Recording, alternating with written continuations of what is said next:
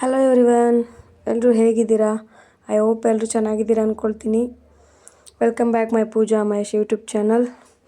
ಇವತ್ತು ಬೆಳಿಗ್ಗೆಲೆ early morning ನಮ್ಮ ಜರ್ನಿ ಶುರುವಾಗಿದೆ. ಯಪ್ಪ, ಸಂಡೇ ಇವತ್ತು ಆದರೂ ನೋಡಿ ಸ್ಟ್ಯಾಂಡಲ್ಲಿ ಜನ ಇಷ್ಟೊಂದು ರಶ್ ಇದ್ದಾರೆ. ಫೈನಲಿ ಬಸ್ ಬಂತು, ಸೀಟು ಸಿಕ್ತು, ಊರು ತಲುಪಿದ್ವಿ. ನಮ್ಮ ಮಾಮ ಬಂದಿದ್ದರು ಕರ್ಕೊಂಡು ಹೋಗೋಕ್ಕೆ. ನಮ್ಮೂರು ಶುರುವಾಯಿತು.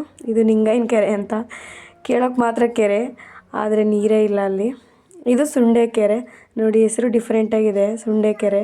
ಆದರೆ ನೀರು ಮಾತ್ರ ಸುಂಡೋಗಿಲ್ಲ, ನೀರು ಐತೆ ಇಲ್ಲಿ. ಇದು ನಮ್ಮೂರಿನ ಹಾಲಿನ ಡೈರಿ. ಒಂದು ಚಿಕ್ಕದಾಗಿ ಪರಿಚಯ ಮಾಡ್ತಿದ್ದೀನಿ ನಮ್ಮೂರನ್ನ ಅಷ್ಟೇ. ಇದು ನಾನು ಓದಿದಂಥ ಸ್ಕೂಲು, ಮಿಡ್ಲಿ ಸ್ಕೂಲ್ ಇದು. ಇದು ದೇವಸ್ಥಾನ. ಇನ್ನು ನೆಕ್ಸ್ಟ್ ಡೇ ಇದು ಹಬ್ಬ ಇತ್ತು. ಸೊ ಬನ್ನಂತಾಯಿ ಹಬ್ಬ ಅಂತ ಮಾಡ್ತೀವಿ. ಇದು ಹಲಸಿನ ಮರದಡಿಲಿ ಮಾಡೋದು. ಲಾಸ್ಟ್ ಇಯರ್ ಕಾರಣಾಂತರಗಳಿಂದ ಮಾಡೋಕ್ಕಾಗಿರಲಿಲ್ಲ. ಸೊ ಈ ವರ್ಷ ಮಾಡ್ತಾಯಿದ್ದಾರೆ. ಊಟ ತುಂಬ ಚೆನ್ನಾಗಿ ಬಂದಿತ್ತು. ಇಷ್ಟು ವರ್ಷದಲ್ಲಿ ಈ ವರ್ಷ ತುಂಬ ಚೆನ್ನಾಗಿತ್ತು ಊಟ. ಅಷ್ಟು ಚೆನ್ನಾಗಿ ಮಾಡಿಸಿದ್ರು. ಚೆನ್ನಾಗಿತ್ತು, ಟೇಸ್ಟು ಕೂಡ ಚೆನ್ನಾಗಿತ್ತು. ನೋಡಿ, ಇದು ದೇವ್ರಿಗೆ ಎಡೆ ಇಕ್ಕಿರೋದು. ಏನು ಬೇಜಾರಾಯಿತು ಅಂದರೆ ಸಿಕ್ಕಾಬಟ್ಟೆ ಮಳೆ ಆವತ್ತು ಕೂಡ.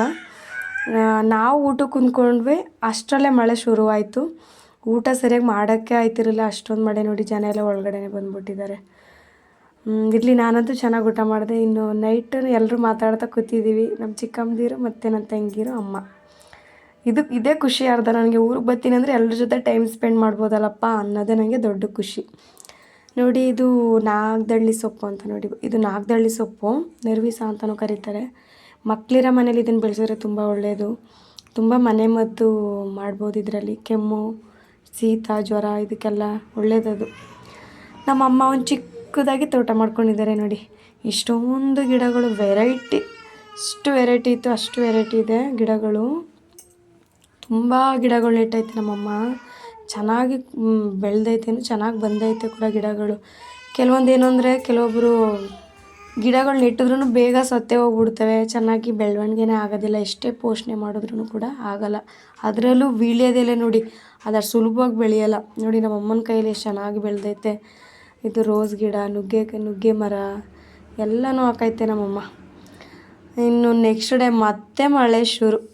ಅದು ಆನೆಕಲ್ ಮಳೆ. ಏನು ಮಳೆ, ಎಷ್ಟು ಮಳೆ ಅಂದರೆ ಅಷ್ಟು ಮಳೆ. 3-4 ದಿನ ಮಳೆ ಹೋಯಿತು. ನೋಡಿ, ನನಗೂ ಆನೆಕಲ್ ಒಂದು ಸಿಕ್ತು. ಇನ್ನು ಮಳೆ ನಿಂತ ಮೇಲೆ ದೇವಸ್ಥಾನಕ್ಕೆ ಹೋಗಿದ್ವಿ, ಪೂಜೆ ಎಲ್ಲ ಮಾಡಿಸ್ಕೊಂಡ್ವಿ. ನೋಡಿ, ನಮ್ಮ ಚಿಕ್ಕಪ್ಪ ಎಷ್ಟು ಚೆನ್ನಾಗಿ ನಗ್ತಾ ಇದ್ದಾರೆ. ಅವ್ರ ನಗುಗೆ ಬೆಲೆ ಕಟ್ಟೋಕ್ಕಾಗುತ್ತಾ? ಪ್ರಸಾದ ಕೊಟ್ಟಿದ್ರು, ತಿನ್ಕೊಂಡು ಮನೆಗೆ ಬಂದ್ವಿ. ಇನ್ನು ನೆಕ್ಸ್ಟ್ ಡೇ ನಮ್ಮ ಪಯಣ ಮೈಸೂರು ಕಡೆಗೆ. ಮತ್ತೆ ಒಳ್ಳೆ ವೀಡಿಯೋದೊಂದಿಗೆ ಸಿಗ್ತೀನಿ. ಟೇಕ್ ಕೇರ್, ಬಾಯ್.